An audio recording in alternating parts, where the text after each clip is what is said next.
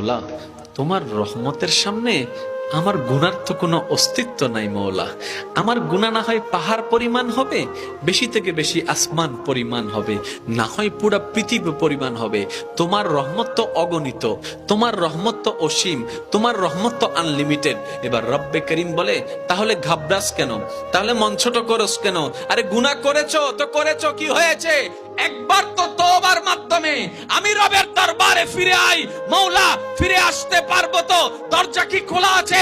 রব্বে করিম বলে, মরণের আগ পর্যন্ত, কিয়ামতের আগ পর্যন্ত, সূর্য পশ্চিম আকাশে ওঠার আগ পর্যন্ত দরজা খোলা আছে, দরজা খোলা আছে, দরজা খোলা আছে। এবার বান্দা বলে, মৌলা 24টা ঘন্টার কোন টাইমে আসলে সেই দরজা খোলা পাবো?